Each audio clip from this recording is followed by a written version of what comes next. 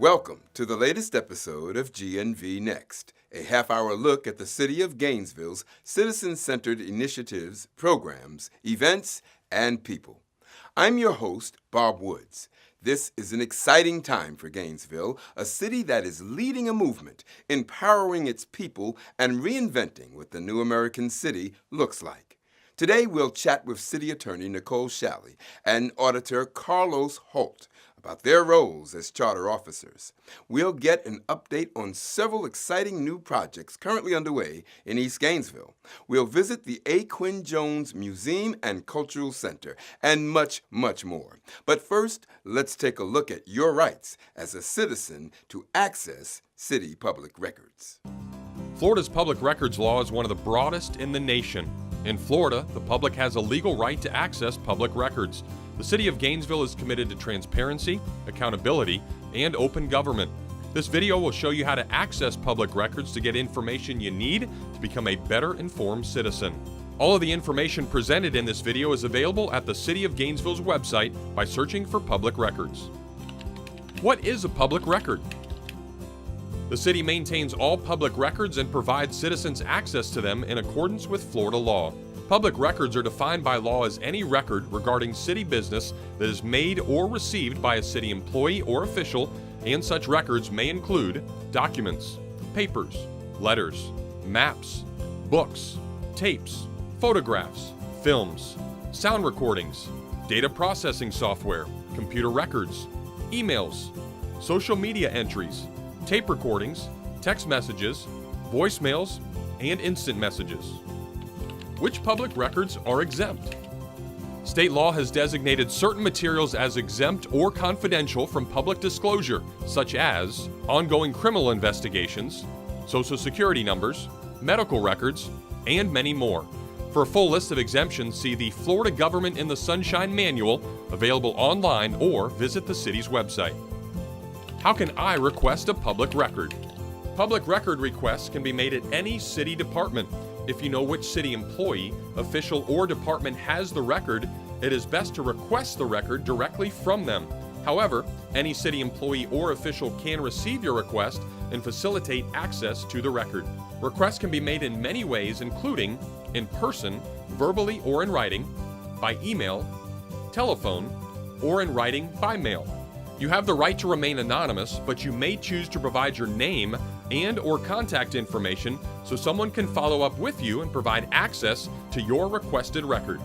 Some of the information you may be looking for is already available on the city's website, such as City Commission meeting videos dating back to 2006, videos from other city boards, and commissioner emails.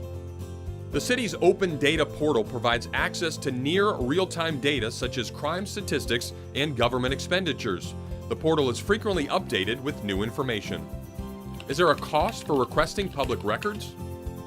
Generally, access to inspect public records is free. However, extensive requests or requests that are overly broad or vague in nature may result in the review of large amounts of data and could be subject to a service charge before access to the records could be provided. Also, there may be a charge if you would like copies of the records.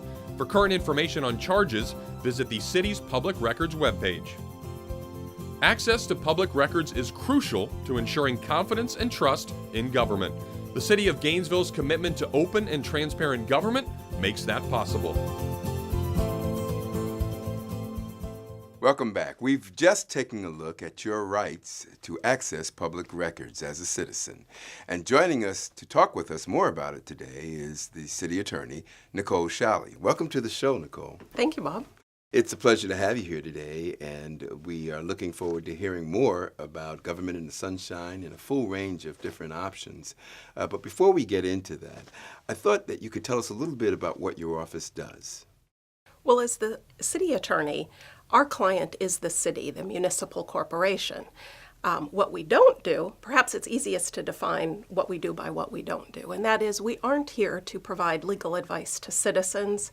We don't function as the state attorney or as an attorney general, and we don't provide advice on landlord-tenant issues or anything of that nature. And we don't enforce or administer the city's code. We're here to help the departments with any legal issues that they have and require interpretation. So you are actually one of only 6 city employees that are actually appointed by and report directly back to the city commission. Is that correct? That's correct. So what do you do in terms of assisting the city commission? Primarily obviously attending their city commission meetings and being available to answer any legal questions that arise on the spot. And then certainly in the performance of their official duties, if they have any questions about their conduct or what's appropriate, not appropriate, what's lawful, unlawful, we're there to assist them. Could you talk a little bit about something of interest to the general public? And of course, that is Florida's Government in the Sunshine laws. Yes, so Florida is one of the states that has a pretty comprehensive law that covers basically 2 main topics: public records and open meetings. We'll start with open meetings. What the law, and this is state statute, guarantees to citizens is that any meeting at which decisions of government are going to happen, that the public has a right to be there.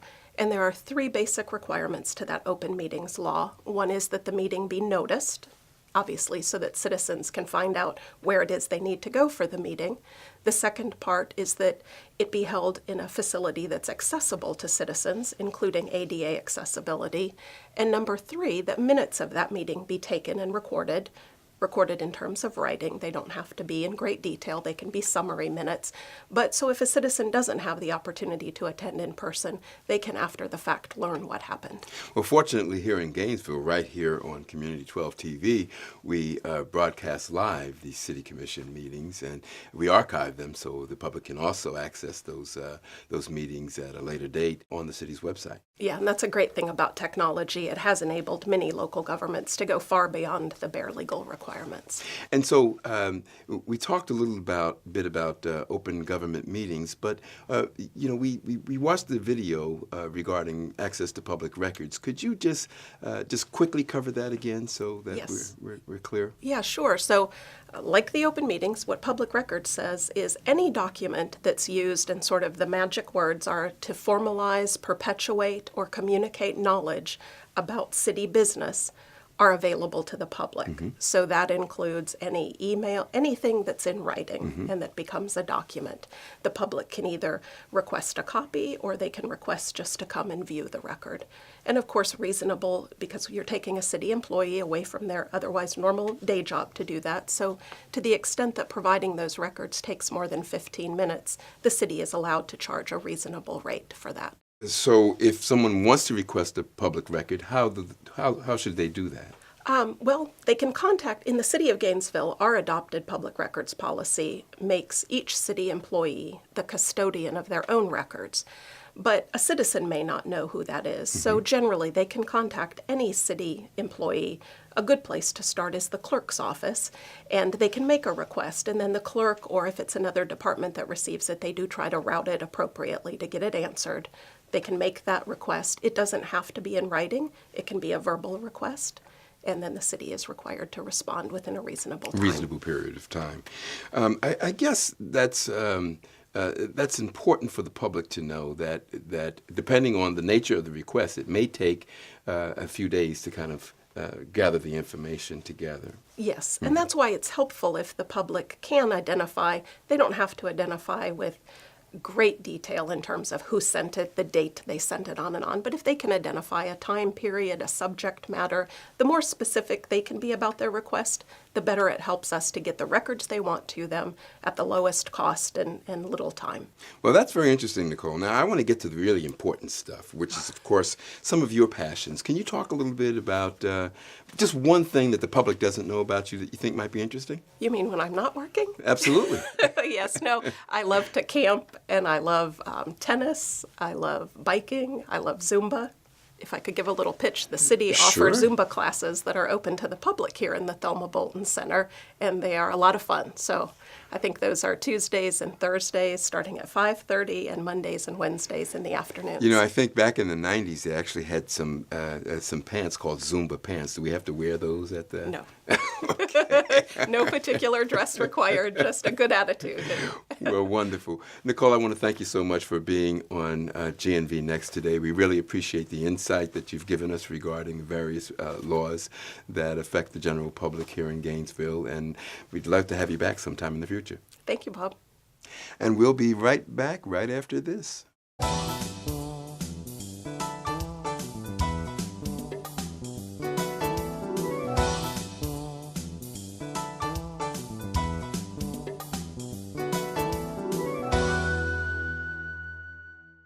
The winds of change are blowing through East Gainesville. We want it to be a very good and inviting gateway and experience and safe environment for families and visitors to come to. An exciting new endeavor is shaping our community, transforming East GNV. This is going to be one step, probably out of maybe 10, that will begin a change and a shift for a district that never saw anything happening. The Public Works Department and Community Redevelopment Agency are making an investment in infrastructure with 4 projects that will directly benefit how we live, work, and play here in our own backyards. Depot Avenue Segment 4 will reconstruct the road between Southeast 7th Street and Williston Road with brick sidewalks, decorative LED lighting, and creek culvert rehabilitation. Specific design considerations were given to save live oaks and implement sidewalks adjacent to the historic Cotton Club. Southeast 4th Street will be reconstructed from Depot Avenue to Williston Road to better serve existing local residents and businesses. Reconstruction of Southwest 6th Street between West University and Southwest 5th includes a roundabout at Southwest 6th Street and Southwest 4th Avenue, new drainage, sidewalks and trail, as well as decorative LED lighting, streetscape, and landscape. Improvements to the South Main Street corridor are being implemented to ensure safe and accessible pedestrian, bicycle, and vehicular accommodations, convenient and inviting public park amenities, and address the visual character of the corridor, while also supporting vehicular access, flow of traffic, and existing and future businesses. You will enjoy a modern infrastructure that promotes city transit, vehicular and bicycle safety, improved stormwater management, and aesthetic improvements that highlight the character inherent in East Gainesville. We're trying to kind of do just about everything we can do to make Gainesville better. So from a mobility standpoint and an aesthetic standpoint, we're really trying to upgrade East Gainesville. Visit our website, transformingeastgnv.com, for project information and updates as work progresses. It's time to transform. East Gainesville, come with us on the journey. Still to come, a conversation with City Auditor Carlos Holt about the role of his office in ensuring accountability and efficiency in city government. Riding the RTS bus with Mom was great. The friendly greeting from the driver, beautiful memories of holding Mom's hand. I loved the bracelet she made, the excitement of watching the world go by. Who would have thought that I would continue that tradition through college, getting to class hassle-free? And now that friendly driver and I are a bit older, as I get to my job stress-free, I'm reminded of my mom's hand on mine. Still wearing that bracelet, still riding the bus. Growing up RTS.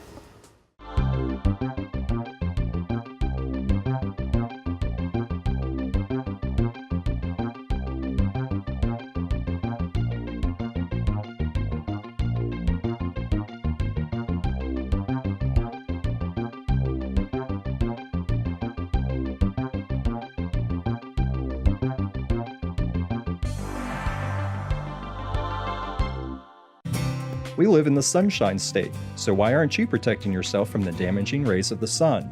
Now, when you visit City of Gainesville parks and other facilities, you can block the sun and not the fun with free sunscreen.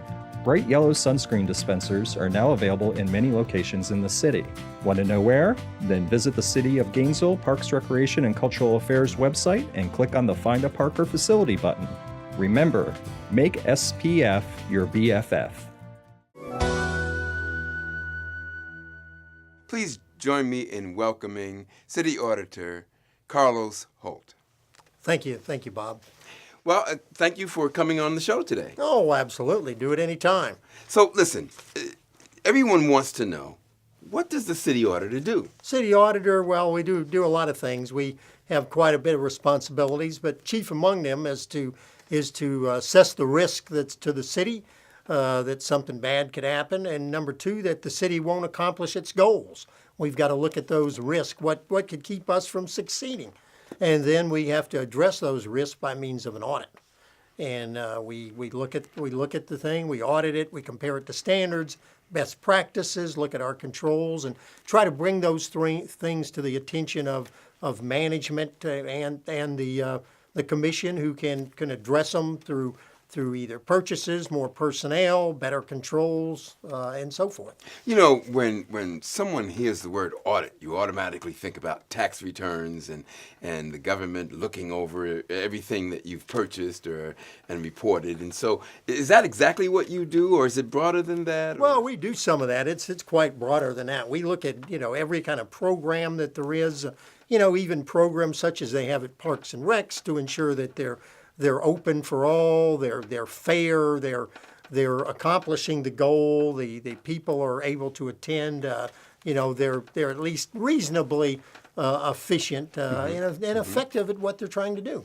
So, do you work for the City of Gainesville? Do you work for the public, or what is your mandate? Best question, Bob. That's a very good one. We are auditors by nature are tasked with being public auditors that work for government are tasked with being out to secure the public interest. Mm-hmm. So we work for the public. We are hired to and report to the commission, but and so we have several people. We try to aid management and providing them good information, what they should be addressing, what other people are doing, best practices.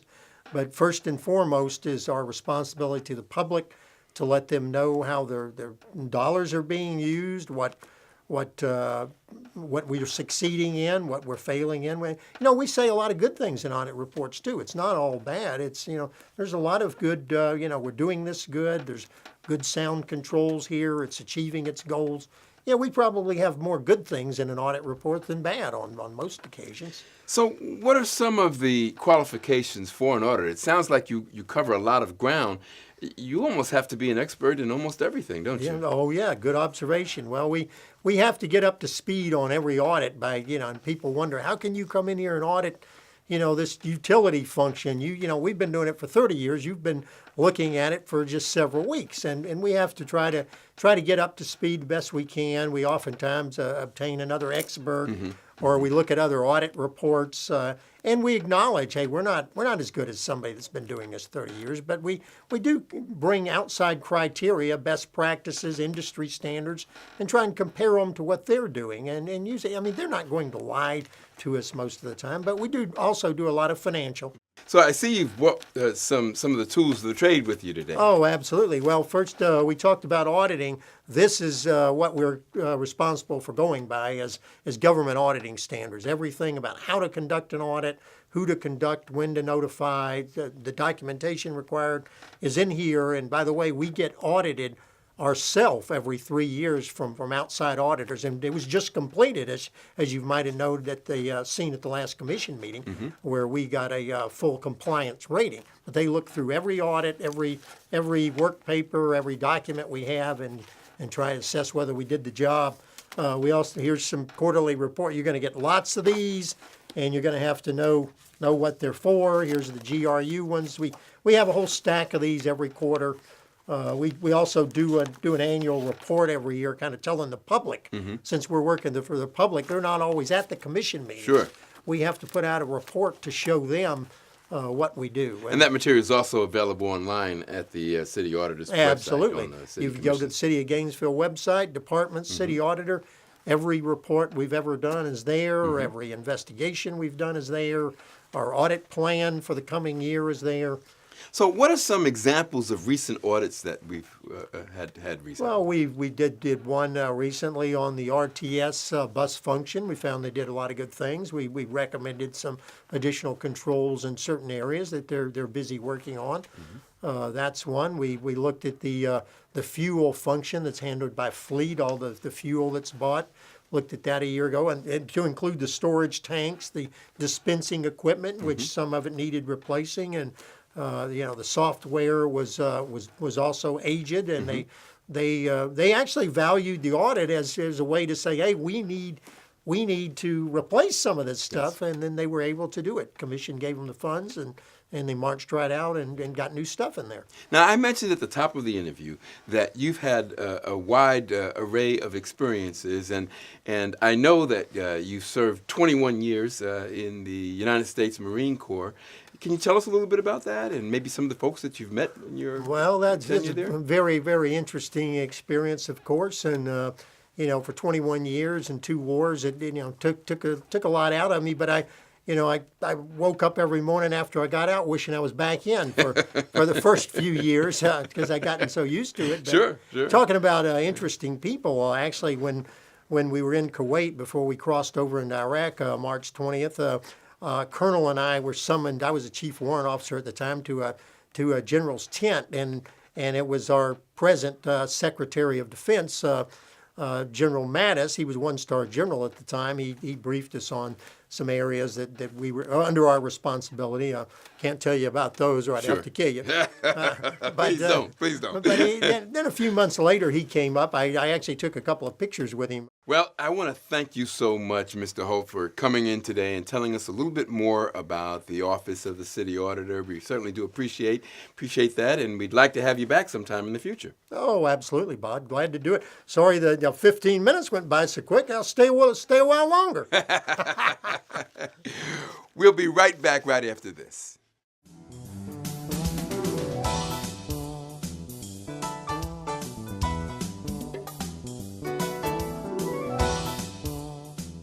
After the break, we'll take a look at the city's historic Evergreen Cemetery in a segment we call Hidden Gems.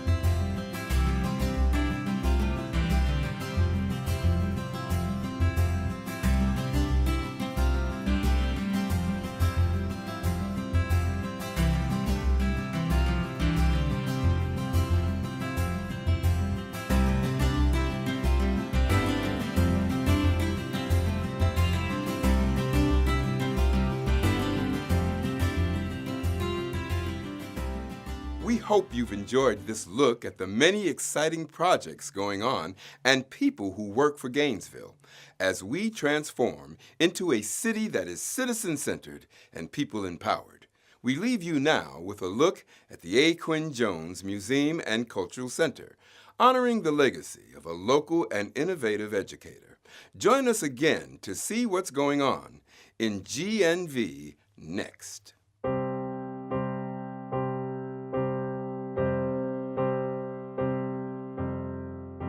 The A. Quinn Jones Museum and Cultural Center is located in the historic home of A. Quinn Jones, who was a beloved and well-known and probably one of the most prolific educators in Gainesville and Alachua County. He was responsible for accrediting Lincoln High School, which meant that he took Lincoln High School from being just a high school that was for grades 1 through 11 to 1 through 12, which meant you could now graduate and go on to college.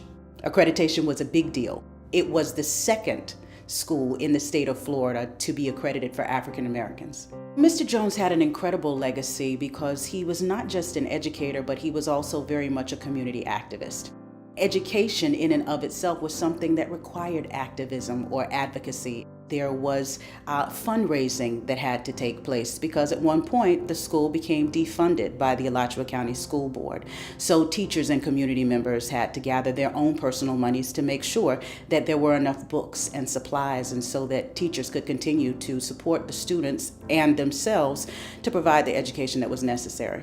At one point, this Fifth Avenue Pleasant Street district was the only place that African Americans could shop. It was where their businesses were and was once referred to as the Black Business District. The museum exists to pay homage to the legacy of A. Quinn Jones and the members of this community that made it what it was. You'll notice as you move through this space, the Lincoln High School Band. We have a wonderful book that takes a look at the graduating classes of Lincoln from when it was at the old school to when it moved over to the new school. We are paying homage to the civil rights movement in Gainesville and those pioneers who were a part of that. We also take a look at arts and culture in the Fifth Avenue Pleasant Street district. We also have in our Joel Buchanan multipurpose room a space that's dedicated to the churches of this area. A. Quinn Jones was a very big individual in church, and his son said as we brought this into fruition that one of the things we had to do was make a space that was dedicated to churches because his church life was very important to him. So we did just that.